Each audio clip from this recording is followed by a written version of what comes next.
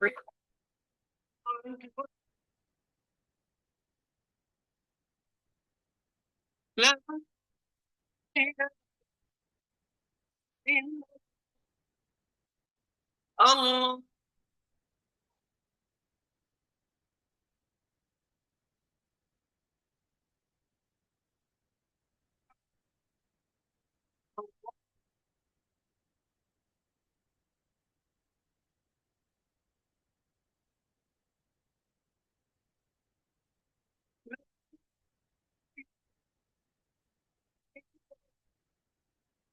الله.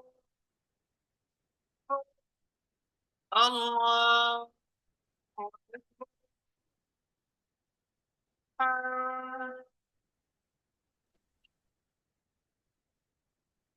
अऊज़ुबिल्लाहिमिनश्शैतानिर्रजीम बिस्मिल्लाहिर्रहमानिर्रहीम। अस्सलाम वालेकुम वरहमतुल्लाहि वबरकातुहू। उम्मीद है आप सारी बहनें खैरियत से होंगी। अल्लाह सुब्हानहू व तआला हम सब को अपनी आफियत में, खैर में और ईमान की बेहतरीन हालत में रखे। अल्लाह सुब्हानहू व तआला हम सब से राज़ी हों। अल्लाहुम्मा आमीन। दुआ करते हैं। नहमदुहू व नुसल्ली अला रसूलिहिल करीम, अम्मा बाद, फ़अऊज़ु बिल्लाहि मिनश्शैतानिर्रजीम बिस्मिल्लाहिर्रहमानिर्रहीम। रब्बि शरह ली सदरी व यस्सिर ली अमरी वहलुल उक़दतम मिन लिसानी यफ़क़हू क़ौली। रब्बना ज़िदना इल्मा। अल्लाहुम्मा फ़क़िहना फ़िद्दीन। अल्लाहुम्मा इन्ना नस्अलुका इल्मन नाफ़िअ व अमलन मुतक़ब्बला व रिज़्क़न तय्यिबा। अल्लाहुम्मा अन्फ़अना बिमा अल्लमतना व अल्लिमना मा यनफ़अुना व ज़िदना इल्मा। अल्लाहुम्मा वफ़िक़ना लिमा तुहिब्बु व तर्दा। अल्लाहुम्मा सल्ली व सल्लिम अला नबिय्यिना मुहम्मद व बारिक वसल्लम। उम्मीद है कि आपने आने से पहले अपनी नियत को अपने रब के लिए खालिस किया होगा। अल्लाहुम्मा जअल अमली कुल्लहु सालिहा व जअलहु लिवजहिका खालिसा व ला तजअल लिअहदिन फीहि शैआ। अल्लाहुम्मा अस्लिह नियतना व ज़ुर्रियतना व ज़ौजना व अमालिना व अखलाक़िना व आदातिना। अल्लाहुम्मा आमीन। अल्हम्दुलिल्लाह, हम इब्राहीम अलैहिस्सलाम के हवाले से देख रहे हैं और हम मुसलसल देख रहे हैं कि इब्राहीम अलैहिस्सलाम की सीरत कदम ब कदम। और आज हमारा डे 8 है, जो कि हमारा काफ़ी टाइट है इंशाल्लाह। तो हम कोशिश करेंगे कि ज़्यादा से ज़्यादा इंशाल्लाह इब्राहीम अलैहिस्सलाम के हवाले से, हज के हवाले से आज बात करेंगे। आप देखिए कि अल्हम्दुलिल्लाह इब्राहीम अलैहिस्सलाम की सीरत कदम ब कदम हमारे लिए किस कदर रहनुमा है ना। और आप ये देखिए कि इब्राहीम अलैहिस्सलाम की ज़िंदगी मुश्किलात और आजमाइशों पर मुकम्मल, जिसे कहा जाए, वो हर आजमाइश में मुकम्मल, जिसे कहा जाए, सब्र और इस्तिकामत का पहाड़ नज़र आता है। तो आप ये देखिए कि हमें जो इब्राहीम अलैहिस्सलाम की सीरत से मालूम होता है कि आप अलैहिस्सलाम ने दीन की खातिर हर तरह की मुसीबत पर सब्र और इस्तिकामत का मुजाहरा किया है।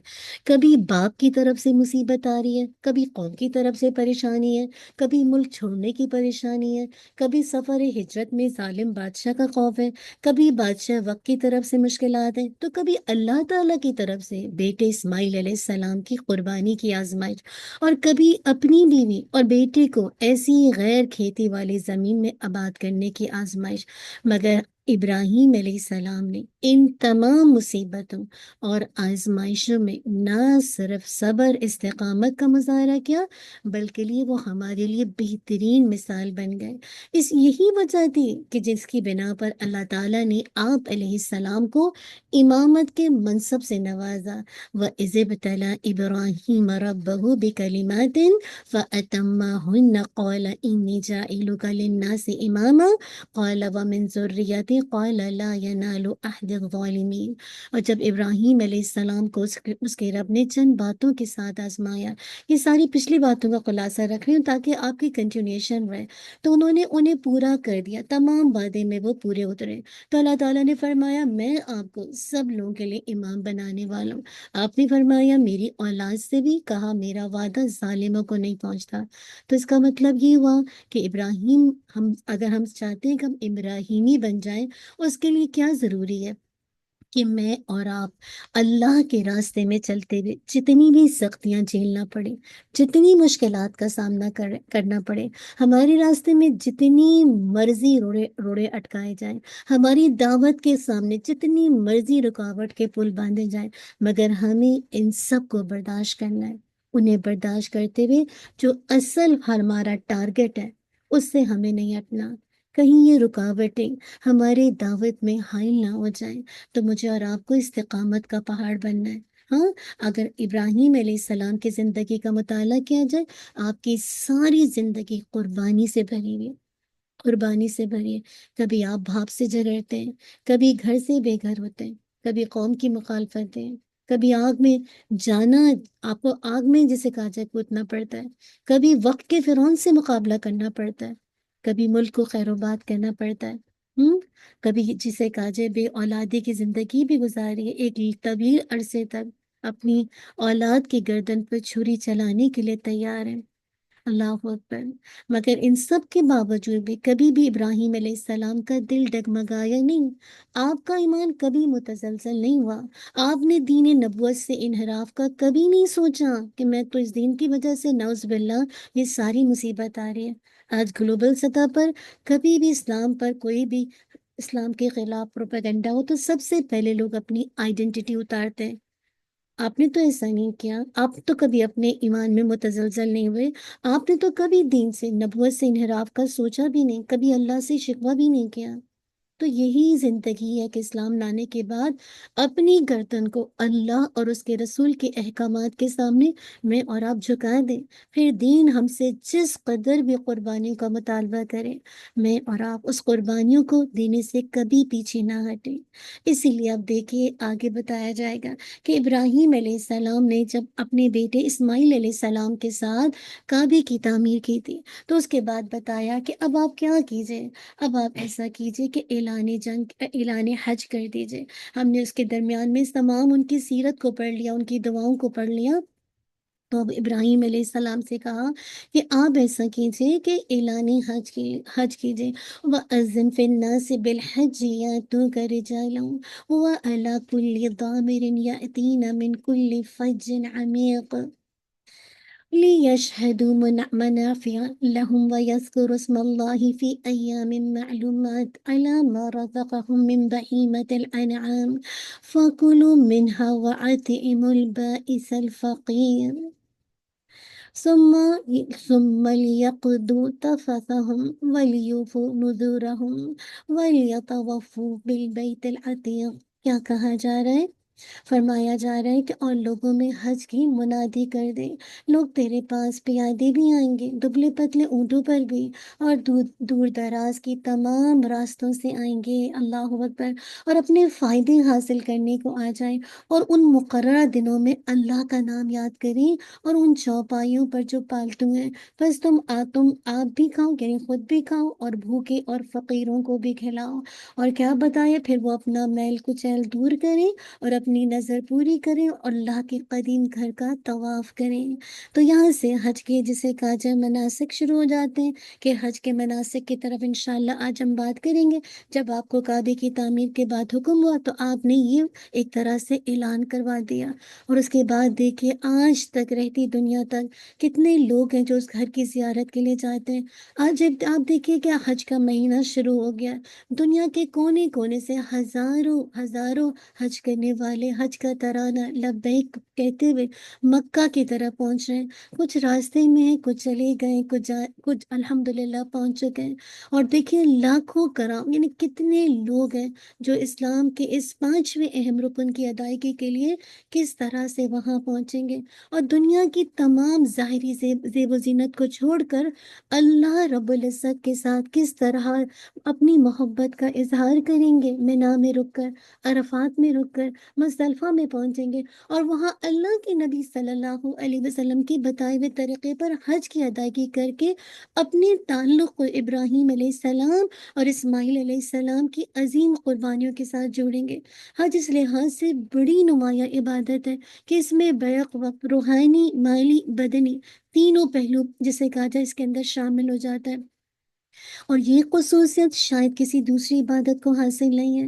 تو الحمدللہ ہم آج دیکھیں گے کہ فرضیت حج کیا ہے، حج کی فرضیت کے کچھ شرائط ہیں۔ اور پہلی شرط کیا ہے؟ اسلام۔ یاد رکھیے، حج صرف مسلمان پر فرض ہے، کافر پر نہیں۔ اگر کافر حالت کفر میں حج کر لے تو وہ کافی نہیں ہوگا۔ کیوں؟ کیونکہ حج سے پہلے اس کا مسلمان ہونا ضروری ہے۔ عقل، دوسری چیز عقل۔ حج جو ہے عقل اور باشعور مسلمان پر ہی فرض ہے، مجنون پر نہیں۔ کیوں؟ کیونکہ مجنون کو اللہ کے نبی صلی اللہ علیہ وسلم نے مرفوع عقل کہا ہے۔ یعنی مرفوع قلم کا مطلب کیا ہے؟ غیر مکلف ہے، یعنی اس سے قلم اٹھا لیا گیا ہے۔ تیسری چیز جو حج کی فرضیت کے اندر آتی ہے، بلوغت۔ فرضیت حج کے لیے بلوغت شرط ہے، کیونکہ نابالغ بچہ مکلف نہیں ہوتا۔ البتہ نابالغ بچہ حج کر سکتا ہے، جیسا کہ ابن عباس رضی اللہ عنہ بیان کرتے ہیں کہ ایک عورت نے اپنا ایک بچہ بلند کیا اور کہا، اے اللہ کے رسول، کیا یہ حج کر سکتا ہے؟ تو آپ صلی اللہ علیہ وسلم نے فرمایا، نعم ولکی اجر، ہاں، اور اس کا اجر تیرے لیے۔ یعنی مراد ہے کہ اگر نابالغ بچہ حج کرتا ہے تو اس کا اجر کس کو ملے گا؟ پیرنٹس کو ملے گا۔ لیکن اس کا یہ حج فرض ہے، یعنی جو حج فرض ہے اس سے کفایت نہیں کرے گا۔ جب یہ بڑا ہو جائے گا، بالغ ہونے کے بعد اگر وہ صاحب استطاعت ہوگا تو اس کو حج دوبارہ کرنا پڑے گا۔ چوتھی چیز استطاعت۔ حج کرنے والا حج کرنے کی قدرت رکھتا ہو، مالی طور پر حج کے اخراجات اٹھا سکتا ہو، اور جسمانی طور پر بھی حج کے سفر کے قابل ہو۔ اللہ سبحانہ وتعالیٰ سورہ آل عمران میں فرماتے ہیں، وَلِلَّهِ عَلَى النَّاسِ حِجُّ الْبَيْتِ مَنِ اسْتَطَاعَ إِلَيْهِ سَبِيلًا، اور لوگوں پر اللہ کے لیے بیت اللہ کا حج فرض ہے، اس کی طرف راستے کی استطاعت رکھتے ہوئے۔ اللہ کے رسول صلی اللہ علیہ وسلم سے استطاعت کے بارے میں پوچھا کیا تو آپ صلی اللہ علیہ وسلم نے فرمایا، الزاد و راحلہ، زاد سفر اور سواری کا انتظام۔ اگر کوئی شخص مالی تو طاقت رکھتا ہے لیکن جسمانی طور پر سفر حج کے قابل نہیں ہے تو اس پر لازم ہے کہ وہ اپنی جانب سے کسی ایسے شخص کو حج کروائے جو پہلے اپنی طرف سے فریضہ ادا کر چکا ہو۔ عبداللہ ابن عباس رضی اللہ عنہ کی حدیث آتی ہے کہ جوہینہ قبیلے سے ایک عورت نبی صلی اللہ علیہ وسلم کے پاس آئی اور کہنے لگی، میری والدہ نے حج کرنے کی نظر مانی ہے، کیا مگر وہ حج کی ادائیگی سے قبل ہی فوت ہو چکی ہے، تو کیا میں اس کی طرف سے حج کر سکتی ہوں؟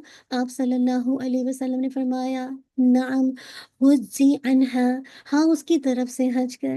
تو یاد رکھیے کہ عورت کے لیے ان شرائط کے علاوہ جو میں نے آپ کے سامنے رکھی ہے، ان کے علاوہ ایک اور شرط ہے سفر حج کے لیے، محرم کا ساتھ ہے۔ اللہ کے نبی صلی اللہ علیہ وسلم نے فرمایا، یہ حدیث ہے، لا تسافر المرأة الا مع ذی محرم، عورت سفر نہ کرے مگر محرم کے ساتھ۔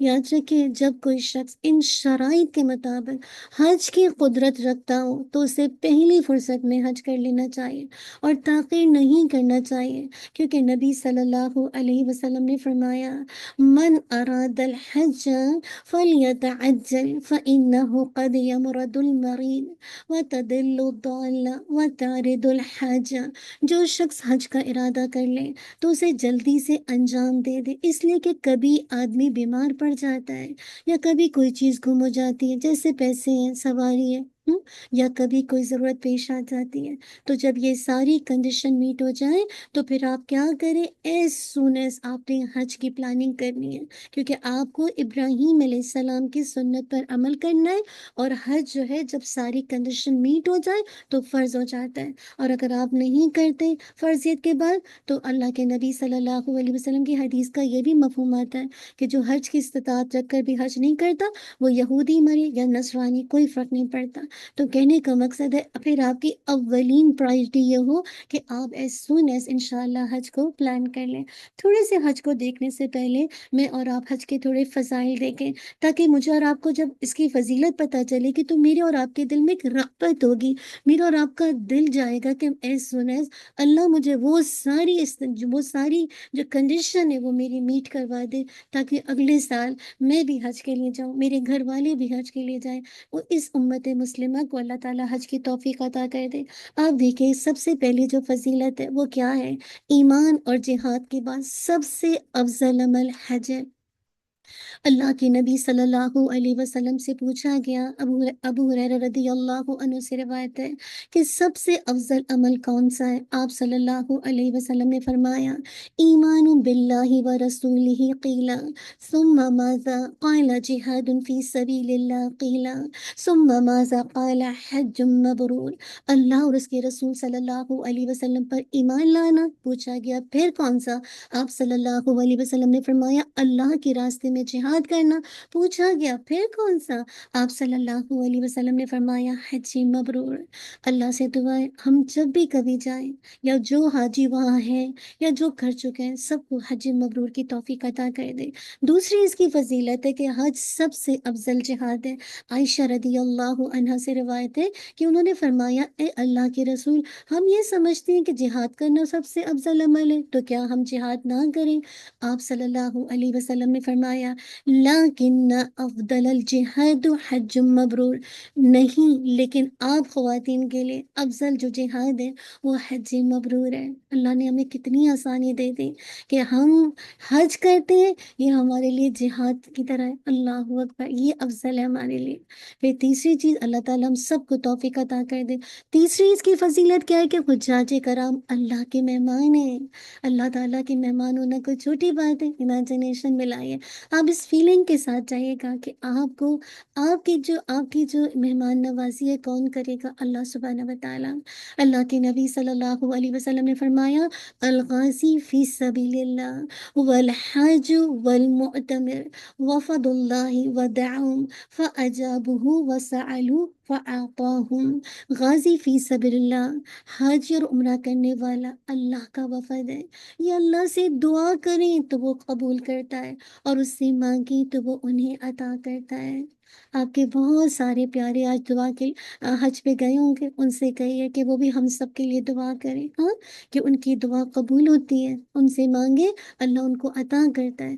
چوتھی چیز، ہم میں سے ہر کوئی پریشان رہتا ہے، گلوبل سطح پہ ایک طرح کی تنگی آ گئی ہے، ہاں، یعنی کہ ایک گھر والا کافی نہیں ہے کمائی کے لیے، مرد کے ساتھ بیوی بھی جاب کرنے پر مجبور ہو گئی ہے، ایسے حالات ہیں۔ تو ہم چاہتے ہیں کہ ہماری فقیری ختم ہو جائے، تو یہ بھی ایک چوتھا فائدہ ہے کہ حج کرنے سے فقیری ختم ہو جاتی ہے۔ جابر بن عبداللہ رضی اللہ عنہ سے روایت ہے کہ رسول اللہ صلی اللہ علیہ وسلم نے فرمایا، ادیم الحج والعمرۃ فإنہما ینفیان الفقر والذنوب کما ینفی الکیر خبث الحدید۔ کیا بتایا؟ پے در پے حج اور عمرہ کرو کیونکہ یہ فقیری اور گناہوں کو ایسے دور کر دیتا ہے۔ اللہ اکبر، یعنی جب آپ پے در پے حج اور عمرہ کریں گے تو فقیری بھی چلی جائے گی اور گناہ بھی دور ہو جائیں گے۔ پانچواں کیا ہے؟ حج کرنے والے کی دعا قبول ہوتی ہے، اور اس کی حدیث وہی ہے کہ غازی فی سبیل اللہ، حج اور عمرہ کرنے والے اللہ کا وفد ہے، یہ اللہ سے دعا کریں تو وہ قبول کرتا ہے اور اس سے مانگیں تو وہ انہیں عطا کرتا ہے۔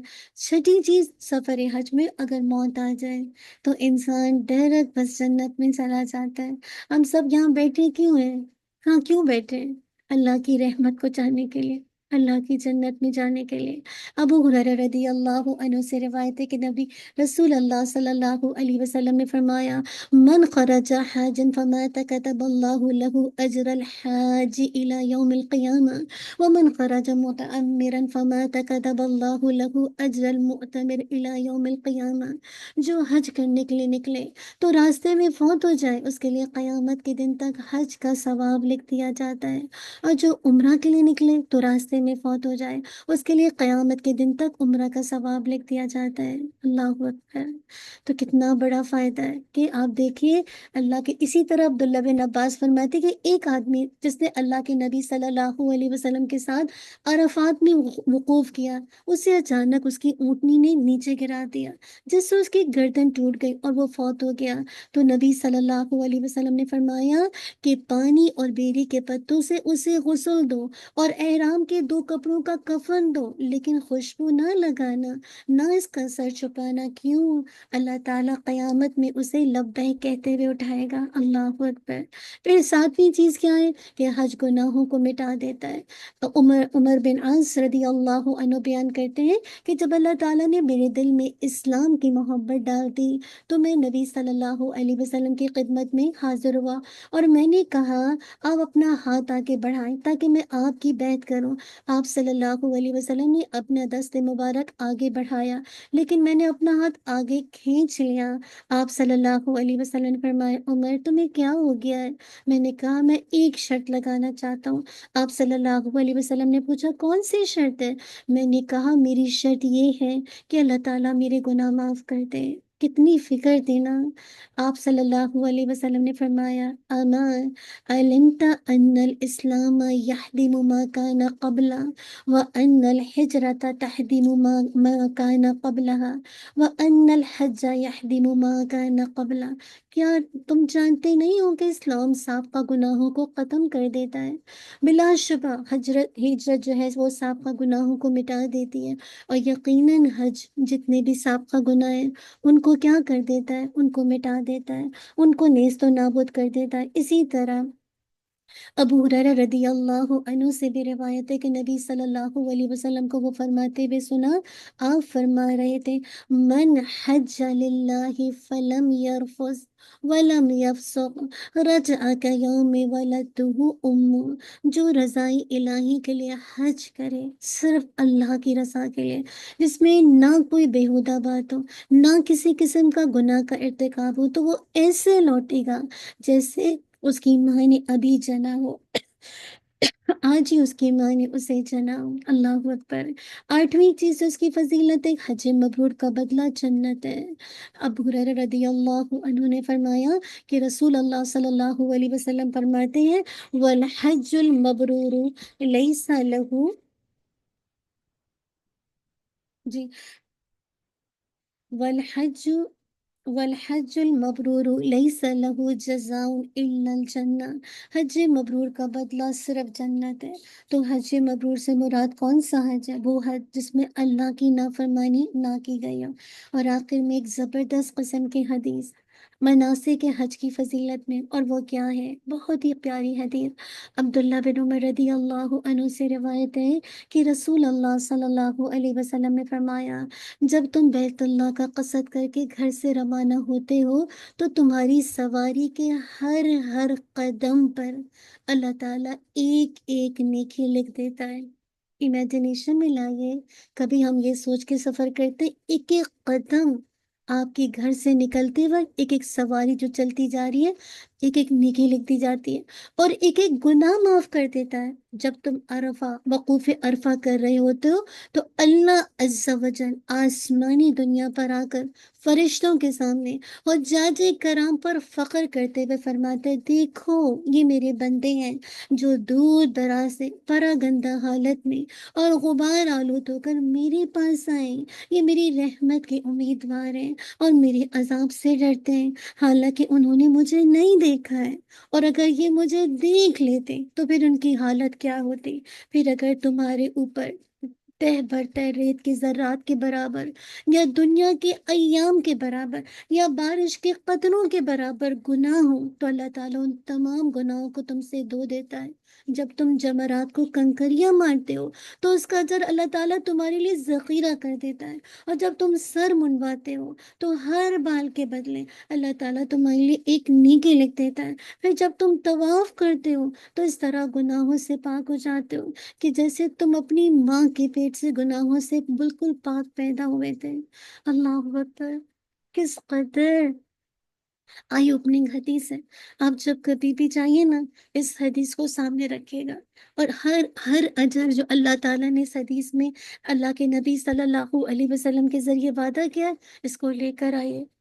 پھر آپ کو پتہ چلے گا آپ کیا کچھ خزانے لے کر آ رہے ہیں، اور ایسے آپ زمین پر چلیں گے جیسے آپ پر کوئی گناہ نہیں ہوگا، آپ ایسے پاک و صاف ہو جائیں گے۔ آج جو حاجی چلے گا ان سب کے لیے یہی دعا ہے، اللہ ان کو ایسے ہی حج مبرور کی توفیق عطا کر دے۔ اب انشاءاللہ تھوڑا سا کچھ انشاءاللہ دیکھیں گے کہ وہ جو جانے سے پہلے، یعنی جو لوگ حج پر جانے تو ان کو جانے سے پہلے کچھ کام کرنا ہے۔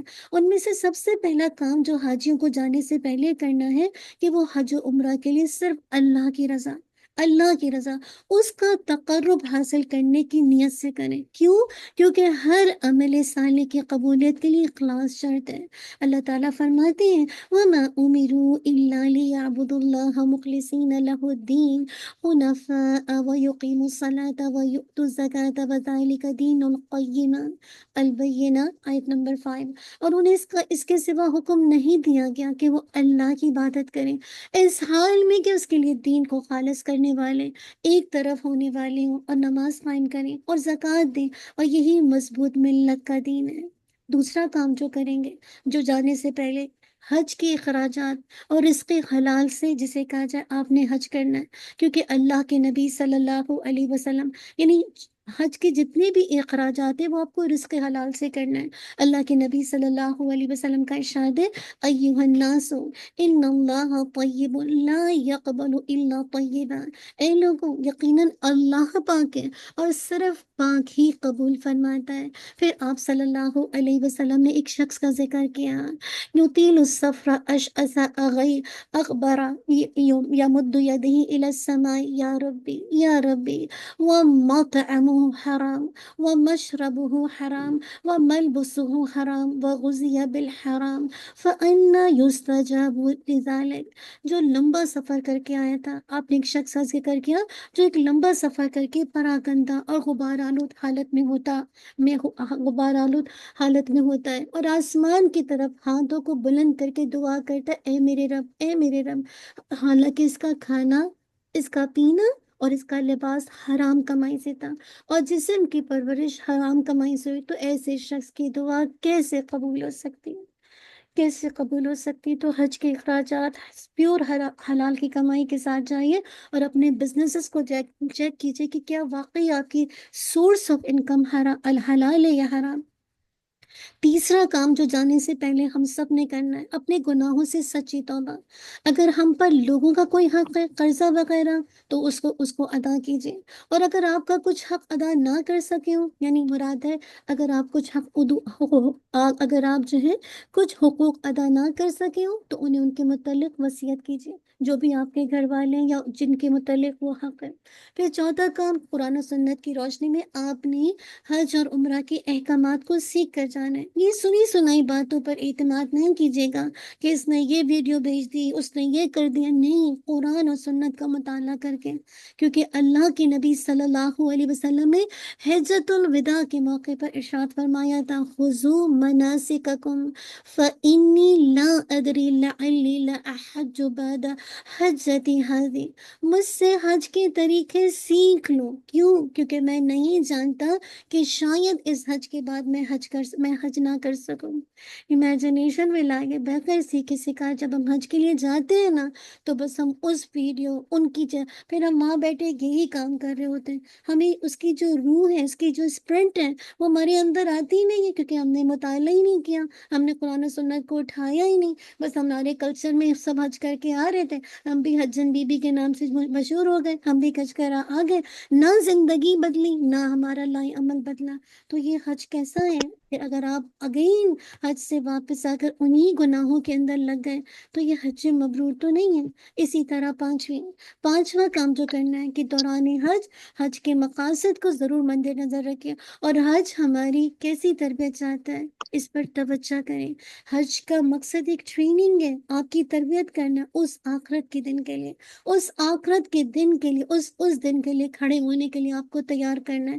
آپ کو پورے اس سینیریو میں اپنے آپ پر توجہ کرنی ہے کہ آپ ایک دن اللہ کے حضور ڈے آف دا ججمنٹ میں کھڑے ہوں گے، تاکہ آپ حج کی جو اصل اسپرٹ ہے اس تک انشاءاللہ پہنچ سکیں۔ تو یہ وہ کام ہے جو انشاءاللہ آپ نے کر کے جانے۔ اب اس کے بعد انشاءاللہ ہم دیکھتے ہیں تھوڑا سا حج کی اقسام کو، تاکہ مجھے اور آپ کو پتہ چلے کہ جب میں اور آپ حج کے لیے جائیں تو کون کون سی، جسے کہا جائے جو حج کی آپ پہلے میں آپ الحمدللہ ان چیزوں کو جانتے ہوں گے، لیکن چونکہ الحمدللہ ٹاپک بہت اہم ہے تو میں نے آپ کے سامنے ہلکا سا گو تھرو کرنا ہے، تاکہ آپ کو الحمدللہ یہ اندازہ ہو جائے کہ آپ نے الحمدللہ وہاں جا کے کرنا کیا ہے۔ تو جو پہلا کام الحمدللہ آپ اور میں نے کرنا ہے کہ آپ کو پتہ ہونا چاہیے کہ حج جو ہے 3 طرح کا ہوتا ہے۔ ٹھیک ہے؟ حج کی 3 ٹائپ ہے، حج تمتع، حج قران، حج افراد۔ تینوں کے طریقے میں تھوڑا تھوڑا فرق ہے، اور ہر حاجی اپنی سہولت، اپنی وقت کے اعتبار سے جس کا چاہے انتخاب کر لے۔ یاد رکھیے حج افراد کا مطلب ہے اکیلا حج کرنا، اس کے ساتھ عمرہ نہیں ہوتا، عمرہ نہیں کرنا۔ اس کا طریقہ کیا ہے کہ مسافر حاجی میقات سے جب گزرے تو صرف حج کی نیت سے احرام باندھ لے، مکہ پہنچ کر طواف قدوم کر لے۔ جو پہلا طواف ہوتا ہے اس کو طواف قدوم کہا جاتا ہے۔ اگر صحیح بھی کر لیتا ہے تو یہ اس کی حج کی صحیح کی ہوگی، پھر اسے حج میں صحیح نہیں کرنا پڑے گی، پھر حج کے دن تک احرام کی حالت میں رہے گا۔ 8 تاریخ سے حج کے کام شروع کرے، اس پر قربانی کرنا لازم نہیں ہے افراد والوں پر۔ مکہ یعنی مکہ کا جو رہائشی ہے ہر حالت میں حج افرادی کریں گے، اس کے لیے حج قران یا تمتع کا آپشن نہیں ہے۔ وہ 8 ذی الحج کو حج کی نیت سے احرام پہن کر سیدھا منا جائے گا اور حج کے کام شروع کر دے گا۔ حج قران کیا ہے؟ قران کا مطلب ہے حج اور عمرہ اکٹھے کرنا۔ اس کا طریقہ یہ ہے کہ حاجی میقات سے عمرہ اور حج کی دونوں کی نیت سے احرام باندھے گا، مکہ پہنچ کر عمرہ کرے گا مگر بال نہ کاٹے اور نہ احرام کھولے، اسی طرح احرام کی حالت میں رہے گا۔ پھر 8 تاریخ یعنی 8 ذی الحج کو حج کے کام شروع کر دے۔ اس میں لازمی طور پر قربانی کرنا ہوتی ہے، اگر قربانی کی استطاعت نہ ہو تو 10 روزے رکھے۔ اگر عمرے کی صحیح میں حج کی بھی نیت کر لے تو 10 تاریخ کو اسے صحیح نہیں کرنا پڑے گی، یعنی عمرے کی صحیح حج کے لیے کافی ہو جائے گی۔ جو شخص مکے سے باہر کا ہو اور قربانی کا جانور اپنے گھر سے ساتھ لے کر جائے، اسے لازمی طور پر حج قران کرنا ہے، یعنی وہ عمرہ کر کے احرام کھول نہیں سکتا، اور جو لوگ مکہ کے رہائشی نہیں ہیں ان کے لیے حج قران جائز ہے۔ ہاں، اس پہ ان لوگوں کے لیے سہولت ہے جن کے پاس وقت کم ہے، یعنی وہ عین حج کے دن میں مکہ پہنچتے ہیں، ان کے پاس عمرے کا احرام کھول کر نئے سرے سے حج کا احرام پہننا مشکل ہے یا وقت نہیں ہے۔ تیسری چیز حج تمتع، اس میں حج اور عمرہ الگ الگ کیے جاتے ہیں، اور ہم میں سے ہم سب حج تمتع ہی کرتے ہیں۔ حاجی میقات سے عمرے کی نیت سے احرام پہنے گا اور عمرہ مکمل کرے گا، بال کاٹے گا اور احرام کھول دے گا، اس سے احرام کی ساری پابندیاں ختم ہو جائیں گے۔ پھر 8 ذی الحج کو اپنی رہائش گاہ سے، اگر وہ جسے کہا جائے مکہ میں تو مکہ سے، اور اگر وہ کہیں اور جگہ پہ اس کو ٹھہرایا ہوا ہے تو وہاں سے اپنی رہائش گاہ سے حج کی نیت سے احرام پہنے گا اور مینا میں پہنچ کر حج کے تمام کام انجام دے گا۔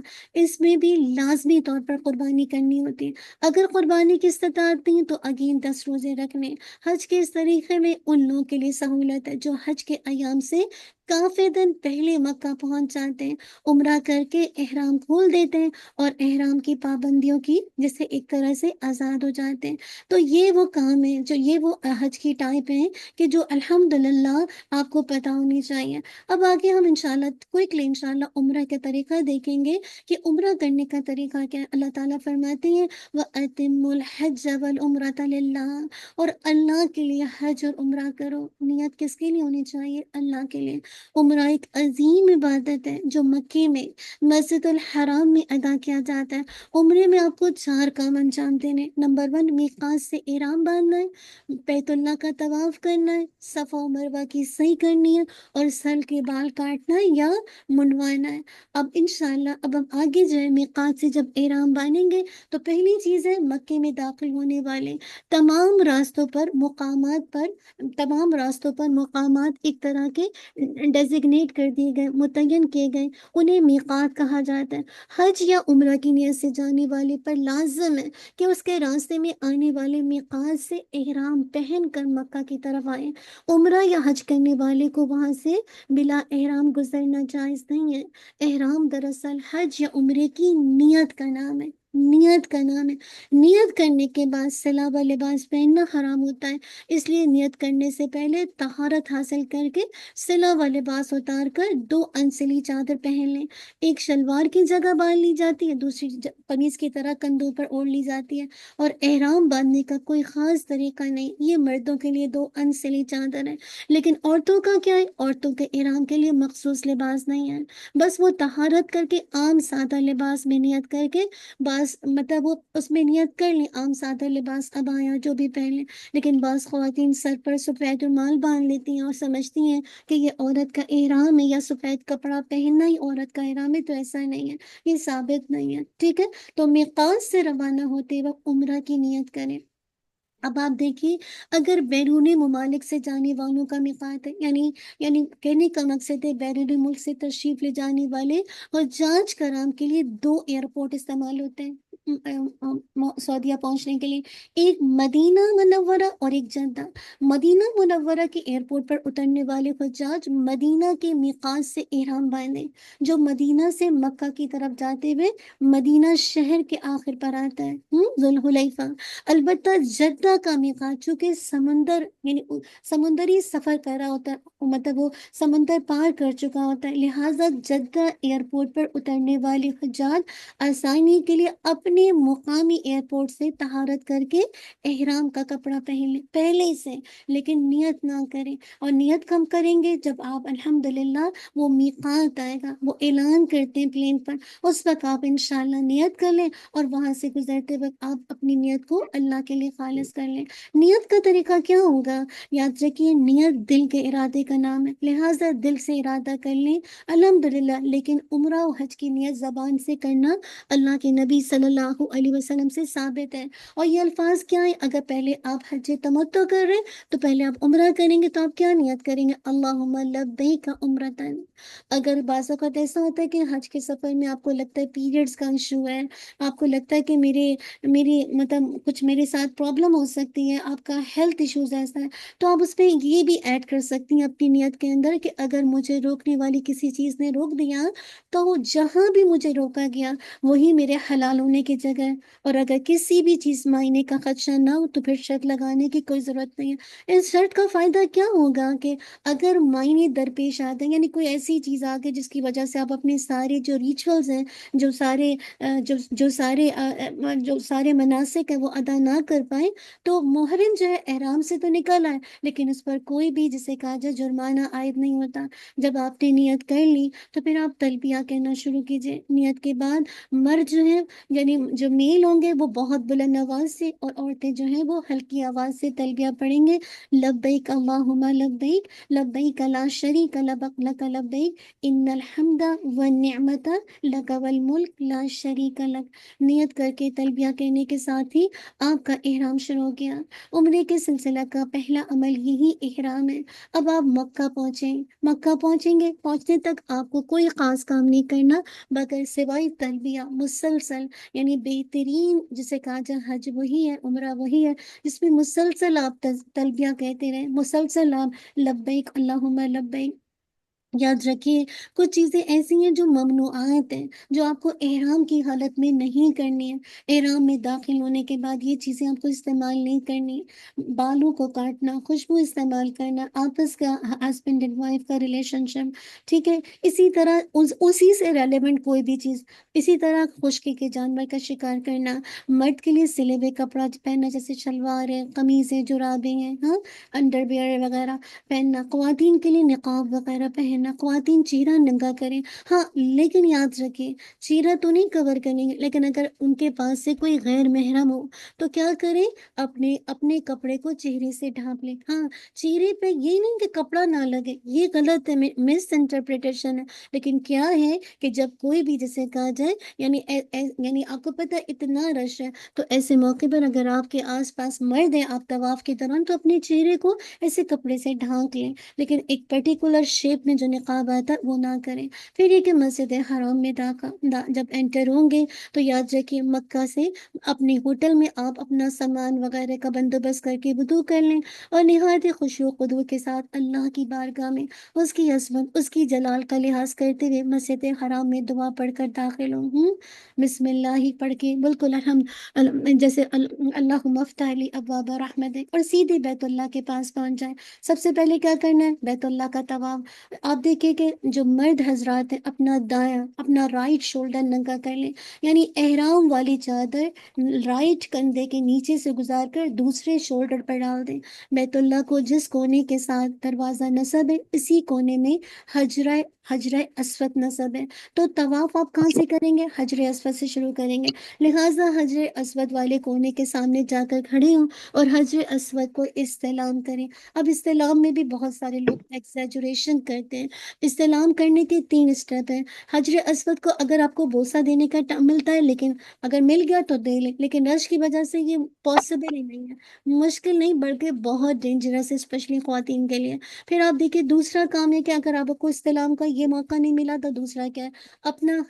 اپنا ہاتھ یا لاٹھی یا کوئی بھی کپڑا وغیرہ وہ حجر اسود سے لگائیں، یعنی اتنی آپ قریب ہیں اس کے کہ آپ کا کپڑا، آپ کی لاٹھی، آپ کا ہاتھ وہاں تک چلا جائے، پھر آپ اسے اپنے ہاتھوں کو یا لاٹھی کو یا کپڑے کو بوسہ دے دیں۔ یہ بھی امپاسبل ہے، عورتوں کے لیے تو بالکل امپاسبل ہے۔ تو پھر تیسرا کیا ہے؟ زیادہ دور رہیں، تو وہاں سے حجر اسود کی طرف اب صرف آپ نے اشارہ کرنا ہے، جس طرح ہم کسی دوسرے کھڑے شخص کو سلام کرنے کی غرض سے اشارہ کرتے ہیں نا، بالکل جسے کہا جائے اشارہ کرنا ہے۔ لیکن یاد رکھیں تکلف کر کے بوسہ دینے کی ضرورت نہیں ہے کہ آپ اپنے ہاتھوں کو بوسہ دے رہی ہیں، کیونکہ آپ کا ہاتھ حجر اسود پہ لگا نہیں ہے، تو آپ بوسہ کس بات کا دے رہی ہیں؟ تینوں کا ثواب ایکول ہے، تینوں کا ثواب ایکول ہے۔ تو اگر ہم سنت کے قریب جائیں گے تو ہمیں کتنا اجر ملے گا؟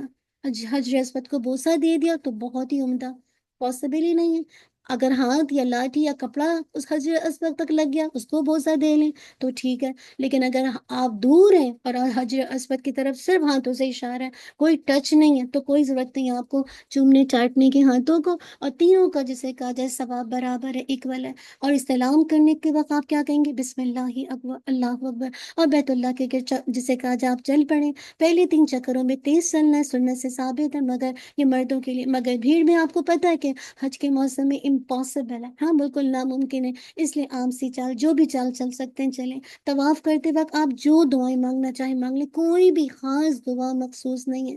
ہاں رکن یمانی کو چھونا، حجر اسود والے کونے سے چوتھے کونے کو رکن یمانی کہا جاتا ہے، اگر قریب ہو تو اسے ہاتھ سے چھوئیں، اور رکن یمانی پر ہاتھ لگانے کا موقع نہ ملے تو بغیر ہاتھ لگائے گزر جائیں، لیکن کوئی ضرورت نہیں ہے ہاتھ لگانے کے بعد آپ اس کو چومیں، نہیں۔ اگر نہیں ملتا، بہت سے لوگ تو دور سے ہی رکن یمانی کو بھی ہاتھ لگاتے ہیں، چومتے رہتے ہیں جب تک دل نہ بھر جائے، تو یہ سنت طریقہ نہیں ہے۔ دوران طواف کوئی مخصوص دعا پڑھنا ضروری نہیں ہے، اگر عربی میں دعائیں پڑھنا ممکن نہ ہو تو آپ اپنی زبان میں بھی اللہ تعالیٰ سے مانگ سکتے ہیں، اور کچھ بھی پڑھے بغیر خاموشی کے ساتھ بیت اللہ کے گرد 7 چکر لگائیں، تو انشاءاللہ آپ کا طواف تو ہو جائے گا، لیکن انشاءاللہ جتنی دعائیں آپ قرآن کی تلاوت ہے، ذکر ہے، تسبیحات ہے، جو بھی آپ کر سکتے ہیں کر سکیں، لیکن رکن یمانی سے لے کے حجر اسود تک کے کونے تک آپ نے یہ دعا پڑھنی ہے۔ یہ اللہ کے نبی صلی اللہ علیہ وسلم سے ثابت ہے، ربنا آتنا فی الدنیا حسنۃ وفی الآخرۃ حسنۃ وقنا عذاب النار۔ پہلا چکر حجر اسود پر پہنچ کر مکمل ہو جائے گا، اور پھر وہاں سے استلام اگین کریں گے، اللہ اکبر کہہ کے دوسرا چکر شروع کر دیں، اس طرح 7 چکر لگائیں گے اور آپ کا طواف مکمل ہو جائے گا۔ پھر آپ کیا کریں گے؟ طواف سے فارغ ہونے کے بعد مقام ابراہیم کے پیچھے، لیکن رش کی وجہ سے وہاں بھی آپ نماز ادا نہیں کر سکیں گے اور یہ ممکن نہیں ہوگا، تو مسجد میں کسی بھی جگہ پہ لوگوں کو تکلیف نہ دیں، آپ کو ویسے بھی اٹھا دیا جائے گا، آپ کی نماز میں کوئی خوشی بھی نہیں ہوگا، تو جتنا یعنی دور چلی جائیں، کسی کو اپنی اذیت سے تکلیف نہ دیں، اپنی اس ایٹیٹیوڈ سے، اور آپ کہیں بھی جا کے 2 رکعت نماز جسے کہا جائے یہ طواف کی ادا کریں، پہلی رکعت میں سورۃ الکافرون اور دوسری میں سورہ اخلاص کی تلاوت۔ پھر نماز شروع کرنے سے پہلے کیا کرنا ہے؟ اسپیشلی مرد دائیں جو رائٹ کندھے کو جو ننگا کیا تھا، اب اس کو کیا کریں گے؟ ڈھانپ لیں گے، ورنہ نماز جسے کہا جائے نہیں ہوگی، تو ضروری ہے۔ پھر اس کے بعد آپ نے زمزم کا پانی پینا ہے، اور زمزم پینا مسنون ہے، اس پر جو دعا کی جائے گی انشاءاللہ قبول ہوگی، اور اس کے بعد آپ دعا بھی کریں، اور پھر اپنے اگر سر پہ ڈالنا چاہیں تھوڑا ڈال سکتے ہیں۔ پھر یہ کہ زمزم پینے سے فارغ ہو کر آپ نے حجر اسود کے سامنے آنا ہے، اور استعلام کر کے اللہ اکبر کہہ کے صفا مروہ کی طرف جانا ہے۔ صفا مروہ 2 پہاڑ ہیں اور ہم پڑھ چکے، اب ہم نے پوری ہسٹری دیکھی، اب آپ اس کو انجوائے کریں گے۔ ان کے درمیان مخصوص طریقے پر آپ کو 7 چکر لگانے ہیں، جس کو صحیح کہا جاتا ہے۔ حج اور عمرہ کرنے والوں پر صحیح کرنا واجب ہے۔ صحیح جو ہے صفا سے شروع ہوتی ہوتی ہے، اور لہٰذا صفا کے اوپر آئیں، قبلہ رخ ہو کر ہاتھ اٹھا کر دعا کریں، اور وہاں پر جو آپ نے دعا کرنی ہے لا الہ الا، پہلے تو آتی نا ان الصفا والمروۃ من شعائر اللہ فمن حج البیت او اعتمر فلا جناح علیہما اس طرح کی دعا جو آیت آتی ہے سورۃ البقرہ میں، آپ اس کو پڑھتے ہوئے پھر آپ یہ دعا کیجیے، لا الہ الا اللہ وحدہ لا شریک لہ لہ الملک ولہ الحمد وهو علی کل شیء قدیر، لا الہ الا اللہ انجز وعدہ ونصر عبدہ وحزم الاحزاب وحدہ۔ اس مسنون دعا کے بعد آپ جو چاہیں دعا کریں۔ اب کیا ہوگا؟ صفا سے مروہ کی طرف چلیں، چند قدموں کے فاصلے پر آپ کے پاس مسیح کی چھت میں کچھ لمبائی کی مراد، جب آپ دیکھیں گے گرین لائٹس آئیں گی، یہ جو سبز لائٹیں ہیں نا، ان کے نیچے کیا ہوگا؟ جو مرد ہے نا ذرا دوڑ کر چلیں گے، لیکن جو خواتین ہیں وہ عام رفتار سے چلیں۔ پھر صفا و مروہ کے چکروں کے بارے میں ایک بات آپ کو ذہن میں اچھی طرح رکھنی ہے کہ صفا سے مروہ تک جانے کو ایک چکر کہتے ہیں، اور پھر مروہ سے صفا تک آنے کو دوسرا چکر۔ پھر کیا ہوگا؟ اسی طرح دوبارہ صفا سے مروہ تک جائیں گے، تیسرا چکر، اور پھر مروہ سے صفا تک آئیں گے، چوتھا۔ اس طرح ساتواں چکر مروہ پر ختم ہوگا۔ ساتویں چکر کے بعد مروہ پر آپ کی سعی مکمل ہو گئی۔ اب کیا کریں گے؟ سر کا حلق کریں گے۔ مسجد سے باہر نکل کر جو مرد ہے وہ سر کے بالوں کو کاٹ لیں گے، یعنی پورا جسے کہا جائے حلق کروا لیں گے، ان کے لیے افضل ہے، کیونکہ ان کے لیے نبی صلی اللہ علیہ وسلم نے جنہوں نے حلق کروایا، پورا کلین کروایا، ان کے لیے 3 دفعہ مغفرت کی دعا کی، لیکن جنہوں نے بال کو چھوٹے کروائے ان کے لیے 1 دفعہ دعا کی۔ اب آپ کا عمرہ پورا ہو گیا اور آپ کا احرام بھی ختم ہو گیا۔ اب احرام کی کوئی پابندی آپ پر باقی نہیں ہے، لیکن عورتیں کتنے بال کٹوائیں گی؟ عورتیں جو ہیں بس ایک جسے کہا جائے پور کے برابر، یعنی ایسے اپنے بالوں کا لے کر اور ایک پور کے برابر اپنے بالوں کو کاٹ لیں گے۔ اب حج کا طریقہ ہے، حج کا طریقہ کیا آپ جانتے کہ سنت کے مطابق کیا ہے؟ مختصر میں آپ کے سامنے رکھ رہی ہوں کہ آج ذی الحج کو الحمدللہ وہاں پہ لوگ، یہی آج کا دن ہوگا نا کہ وہاں پہ لوگ آج ذی الحج کو مکے میں اپنے قیام گاہ سے آپ احرام باندھیں گے۔ اگر آپ مکے میں ہیں، اگر آپ عزیزیہ میں تو عزیزہ سے باندھیں گے۔ حج کا احرام باندھتے وقت وہی کام کریں گے جو عمرہ کا احرام باندھتے وقت کیے تھے، مثلاً غسل وغیرہ کر لیا، پھر حج کی نیت سے احرام باندھ کر تلبیہ کہیں گے، لبیک اللہم لبیک لبیک لا شریک لک لبیک ان الحمد والنعمت لک والملک لا شریک لک۔ پھر آپ کیا کریں گے؟ حج کا تلبیہ بھی وہی ہے جو عمرے کا تلبیہ، صرف اتنا کہ وہ لبیک عمرتن کے بجائے لبیک حج، یعنی جب آپ نیت کریں گے نا، پہلے آپ نے نیت کرنی ہے اللہم لبیک حجن، پہلے آپ نے نیت کیا کہتی ہے؟ اللہم لبیک عمرتن، تب آپ نے حج کی نیت کرنی ہے اور پھر وہی تلبیہ پکارنا ہے۔ پھر مینا کی طرف روانہ ہوئے اور وہاں رات بسر کرنی ہے، اور مینا میں پہنچ کر آپ نے 5 نمازیں پڑھنی ہیں، ظہر، عصر، مغرب، عشاء اور فجر، ٹھیک ہے؟ اور فجر مینا میں اپنے اپنے وقت پر آپ نے قصر کر کے اس کو ادا کرنی ہے۔ یہ ساری نمازیں قصر کی جائیں گی۔ پھر کیا ہوگا؟ یعنی جب آپ الحمدللہ نکلیں گے فجر کے بعد تو وہاں 8 تاریخ کو پہنچیں گے، ظہر، عصر، مغرب، عشاء اور نیکسٹ دن کی فجر، ہاں یہ آپ پڑھ کر جیسے کہا جائے یہ ساری نمازیں قصر کی جائیں گی۔ پھر 9 تاریخ کو سورج طلوع ہونے کے بعد عرفات کی طرف روانہ ہونا، وہاں ظہر عصر کی نمازیں جمع تقدیم، کیا مطلب ہے؟ یعنی ظہر کے وقت میں اور قصر کر کے آپ نے ادا کرنی ہے۔ ظہر کے وقت پہ آپ عصر اور جسے کہا جائے ظہر دونوں کو ملائیں گے اور قصر کر کے ادا کریں گے، اور پھر اللہ تعالیٰ کا ذکر اور دعا اور استغفار کرنے کی زیادہ سے زیادہ کوشش کریں گے حتیٰ کہ سورج غروب ہو جائے۔ عرفات میں داخلے کا وقت زوال کے بعد ہے، یاد رکھیے زوال کے بعد، لیکن کسی وقت بھی داخل ہوا جا سکتا ہے، لیکن غروب آفتاب تک عرفات کے اندر رہنا واجب ہے، اور جب تک کہ سورج غروب ہو جائے۔ جب سورج غروب ہو جائے گا تو مزدلفہ کی طرف روانہ ہوں گے، مغرب اور عشاء کی نماز مزدلفہ پہنچ کر ادا کریں گے، اور پھر نماز فجر تک وہیں رات بسر کریں گے، اور نماز فجر کے بعد طلوع شمس سے یعنی سورج طلوع ہونے سے قبل تک اللہ کا ذکر اور اس سے دعا کریں گے۔ پھر کیا کریں گے؟ 10 تاریخ کو مینا کی طرف روانہ ہو جائیں گے۔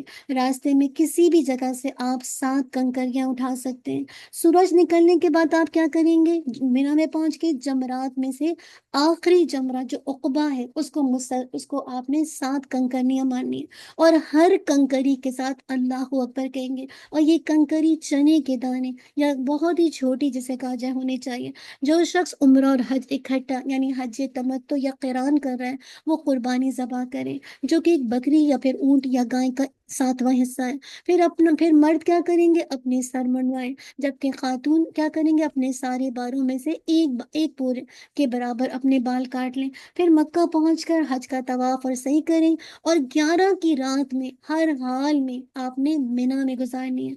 अगर कोई बड़ी मजबूरी बन जाए कि मिना तक पहुंचने का कोई सूरत नहीं बन रहा, इतना रश है, तो फिर वो अलग बात है, अल्लाह आलम। फिर आप जिसे कहा जाए हल कहते हैं। हल असगर क्या होता है कि 10 तारीख के सारे काम करने के बाद, यानी आपने जमरात को कंकरी मारी, आपकी कुर्बानी हो गई, आपने तवाफ कर लिया, तवाफ़े इफादा, तवाफ़े, अब इसके क्या हुआ, उसके बाद मज़कूरा जो भी कामों में से 2 काम कर लिए, तो आप हले असगर हासिल हो जाते हैं, यानी हाजी से एहराम की पाबंदियां ख़त्म हो जाती हैं। वो आम कपड़े पहन सकता है, लेकिन मियाँ बीवी का ताल्लुक अभी तक ख़त्म नहीं हुआ। मियाँ बीवी का ताल्लुक तवाफ़ के साथ ख़त्म होगा, यानी आपकी कुर्बानी हो गई, हलक हो गया, और आप जब मतलब कंकरियां मान ली, तो ये आपकी जिसे कहा जाए आप जिसे कहा जाए हल असगर में आ गया हल। और फिर हल अकबर कब होगा, जब आप तवाफ और सही कर लेते हैं, तो आप मुकम्मल तौर पर आप जिसे कहा जाए एहराम की पाबंदियों से बाहर आ जाते हैं। अगले दिन 11 तारीख को जवाल हो जाने के बाद तीनों जमरात को कंकरियां मारें, जवाल के बाद। इमेजिनेशन में लाइए, हर जमरे को 7 कंकरियां मारेंगे। जब जमरात वाली जगह पर दाखिल होंगे, तो पहले जमरा यानी जमरा सुखरा को कंकरियां मारें, फिर साइड पर जाकर दुआ करें, फिर नेक्स्ट वाला जमरा वस्ता है उसको कंकरी मारें, फिर रश से निकलकर थोड़ा साइड पर जाकर दुआ करें, फिर आखिरी जमरा जो कि उकबा है उसको कंकरियां मारें, उसके बाद दुआ ना करें और चल पड़ें। 12 तारीख को भी आपको साबका तरीके से इसी तरीके के मुताबिक आपको जवाल के बाद तीनों जमरात को कंकरियां मारना है। फिर 12 की तारीख यानी 12 तारीख की कंकरियां मार लेने के बाद हज आपका मुकम्मल हो जाता है। अब हाजी चाहे तो अपने घर को चला जाए, लेकिन शर्त यह है कि उसको गुरूब आफ्ताब से कबल मिना से निकल जाना है। अगर मिना में शाम हो गई, तो फिर लाजिम है कि वो ये रात भी मिना में रहेगी, और अगले दिन जवाल के बाद कंकरी मारेगा, फिर मिना से निकल सकता है। लेकिन अगर हाजी 12 तारीख को हज खत्म करने और वापस जाने की नियत कर ले, लेकिन रश या सवारी ना मिलने की वजह से उसे मिना ही में शाम हो गई, तो कोई हरज नहीं, यानी मजबूरी की सूरत में उस पर 13 तारीख तक रुकना लाजिम नहीं। क्यों? क्योंकि गुरूब आफ्ताब तक ताखिर उसके इख्तियार में नहीं थी। अब 13 तारीख में क्या होगा, अगर हाजी अपनी मर्जी से ताखिर करता है, तो उसको चाहिए कि 13 तारीख की रात में मिना में बसर करे, और जवाल के बाद साबका तरीके के मुताबिक तीनों जमरात की रमी करे, फिर अपने घर या होटल चला जाए। और 13 तारीख तक ताखिर करना अफजल है, मगर ये वाजिब नहीं है। उसके बाद तवाफ विदा होगा कि हाजी जब अय्याम हज के बाद मक्का से रुखसत होने लगे, तो बैतुल्लाह का तवाफ करें। इसे तवाफ विदा कहते हैं, और ये हर हाजी पर वाजिब है, सिवाय किस पर, हाइजा और निफास वाली औरत इससे एग्जम्प्ट है, यानी इन पर तवाफ विदा नहीं है। किसी दूसरे की तरफ से हज करने वाले के अहकाम के अंदर देखिए, अगर कोई शख्स किसी दूसरे की तरफ से हज कर रहा है, तो उसके लिए ज़रूरी है कि उसने पहले अपना फर्जी हज अदा किया हो। हज का तरीका वही होगा, सिर्फ नियत में फ़र्क होगा कि वो उस शख्स की तरफ से हज की नियत करते हुए तलबिया में उस शख्स का नाम पुकारते हुए कहेगा, लब्बैक अन फलान, लब्बैक अन फलान। तो ये था हज का मुख्तसर तरीका, कि जो कि हमने इब्राहीम अलैहिस्सलाम की सीरत में देखा। तो यहाँ तक इंशाअल्लाह हम रुकेंगे, और आज के काम को देखेंगे कि आज वो कौन सा काम है। हम तो नहीं जा सके, लेकिन हमारा वो कौन सा काम है कि जो इंशाअल्लाह जो बेसिकली हमारा वो कौन सा काम है, अमल है, कि जो बेसिकली हमें इंशाअल्लाह हज एंड उम्रा के बराबर अजर दे जाएगा। तो इंशाअल्लाह आज के अमल को देखेंगे, और वो अमल क्या है इंशाअल्लाह, वालदेन के साथ हुस्न सलूक करना। कितनी अहम बात है ना, कि वालदेन के साथ बेहतरीन सलूक करना। और इसके बारे में रिवायत आती है, जी, इसके बारे में रिवायत आती है सामने, एक सेकंड मैं स्क्रीन को सामने कर दूं, थोड़ा बड़ा करना पड़ेगा। जी चलिए, मैं इंशाल्लाह कोशिश करती हूँ। अनस बिन मालिक रदी अल्लाह अन्हु से रिवायत है कि एक आदमी अल्लाह के नबी सल्लल्लाहु अलैहि वसल्लम के पास आया और कहा कि मैं जिहाद की ख्वाहिश रखता हूँ मगर उसकी ताकत नहीं है। तो आप सल्लल्लाहु अलैहि वसल्लम ने पूछा कि तुम्हारे वालिदैन में से कोई हयात है? उसने कहा कि हाँ, मेरी माँ। तो आपने बताया कि जाओ उनकी खिदमत करो, तुम हाजी, मोतमिर और मुजाहिद कहलाओगे। ठीक है, आज मैं और आप तो नहीं जा सके, लेकिन जिनकी माई जिंदा है, आप उनकी खिदमत करते हैं, हाँ, आप उनको खुश करते हैं, तो आप अल्हम्दुलिल्लाह हज का, उम्रे का, जिहाद का अजर ले सकते हैं। कितनी बड़ी सआदत है कि उन लोगों के लिए कि जिनके पेरेंट्स उनके पास हैं और उनकी कदर करें, उनको वैल्यू करें, उनकी खिदमत करें, तो अल्लाह सुब्हानहू व तआला क्या कुछ आपको अजर दे रहे हैं। अल्लाह करे हम ये अजर समेटने वाले बन जाएं कि हम तो वहाँ नहीं पहुँच सके, लेकिन अल्लाह की तरफ से जो अजर का वादा है कि अगर वालिदैन जिंदा है, कोई भी एक जिंदा है, उनकी खिदमत करके आप उस जिसे कहा जाए अजर को हासिल कर सकते हैं। अल्लाह सुब्हानहू व तआला से तौफीक मांगे कि वाकई अल्लाह सुब्हानहू व तआला हम सबको ये अजर समेटने वाला बना दे।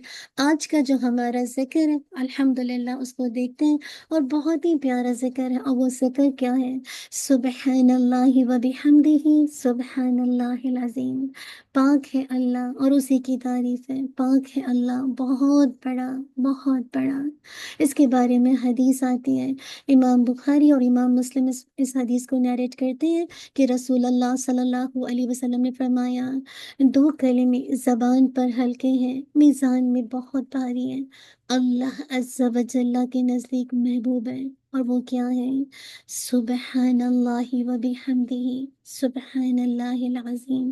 पाक है अल्लाह और उसी की तारीफ है। पाक है अल्लाह बहुत बड़ा। तो इंशाल्लाह यहाँ तक हमारा सेशन कंप्लीट हुआ। अल्लाह सुब्हानहू व तआला से दुआ है कि हमें हमारे अंदर हज की एक एक जिसे कहा जाए एक फ़िक्र लग जाए कि मैं और आप बस हज कर लें। अल्लाह ताला हम सबको इस स्पिरिट के साथ हज अदा करने वाला बना दे। अल्लाहु अकबर कबीरा, अल्लाहु अकबर कबीरा, अल्लाहु अकबर कबीरा, वल्हम्दुलिल्लाहि कसीरा, वल्हम्दुलिल्लाहि कसीरा, वल्हम्दुलिल्लाहि कसीरा, व सुब्हानल्लाहि बुकरतन व असीला, व सुब्हानल्लाहि बुकरतन व असीला, व सुब्हानल्लाहि बुकरतन व असीला। अल्लाहु अकबर, अल्लाहु अकबर, अल्लाहु अकबर, ला इलाहा इल्लल्लाहु, अल्लाहु अकबर, अल्लाहु अकबर वलिल्लाहिल हम्द। लब्बैक अल्लाहुम्मा लब्बैक, लब्बैक ला शरीका लक लब्बैक, इन्नल हम्दा वन निअमता लक वल मुल्क ला शरीका लक। इंशाल्लाह यहीं पर ख़त्म करते हैं। जज़ाकल्लाहु खैर। कल हमारा लास्ट सेशन है और बहुत अहम सेशन है कुर्बानी का, और उस कुर्बानी के अंदर हम ये भी देखेंगे कि मैं और आप कैसे अपनी अना को कुर्बान करें। अल्लाह ताला हम सब के लिए काफ़ी हो जाए और हमें अमल की तौफ़ीक अता कर दे। जज़ाकल्लाहु खैर, बारकल्लाहु फ़ीक। रब्बना तक़ब्बल मिन्ना इन्नका अंतस समीउल अलीम व तुब अलैना इन्नका अंतत तव्वाबुर रहीम। सुब्हानकल्लाहुम्मा व बिहम्दिका नशहदु अल्ला इलाहा इल्ला अंता नस्तगफिरुका व नतूबु इलैक। सुब्हान रब्बिका रब्बिल इज्जति अम्मा यसिफून वस्सलामुन अलल मुरसलीन वल्हम्दुलिल्लाहि रब्बिल आलमीन। जज़ाकल्लाहु खैर, बारकल्लाहु फ़ीक। अस्सलामु अलैकुम व रहमतुल्लाहि व बरकातुहू। आपसे बस रिक्वेस्ट है कि प्लीज़ अगर आप में से कोई अपनी कल शेयरिंग दे सकता है तो ज़रूर दीजिए, आपके लिए सदका जारिया के तौर पर, कि आपको इस 9 डेज़ के सेशन से कुछ भी फ़ायदा हुआ, कोई भी आपके इल्म में इज़ाफ़ा हुआ, इंशाल्लाह आपके लिए सदका जारिया होगा। जज़ाकल्लाह खैर। और दुआ भी करेंगे इंशाल्लाह। टाइम कम होगा लेकिन आप ज़रूर इंशाल्लाह अपने प्यारों को बुला लीजिए कल के क्लास के लिए। अस्सलाम वालेकुम व रहमतुल्लाहि व बरकातुहू। जी अस्मा, आपका क्वेश्चन है, आप कर लीजिए। जी, मुझे ये देखना था कि हमारा रोज़ा कब बनता है, कौन सा दिन? जी, हमारा रोज़ा कल इंशाल्लाह थर्सडे है ना, कल इंशाल्लाह अरफ़ा, अरफ़ा का रोज़ा की बात करें जो अगले जी, पिछले जी। गुनाहों का जी। कफारा जी कल का दिन। लेकिन जो इसके अंदर बहुत सारे लोग कहते हैं कि और जिस हम तो आज डेट के साथ ही साथ चल रहे हैं ना, बाज़ औक़ात ऐसा भी होता है कि हमारी डेट सऊदीया की डेट के साथ आगे मैच नहीं करती, यानी हमारा एक दिन के बाद है।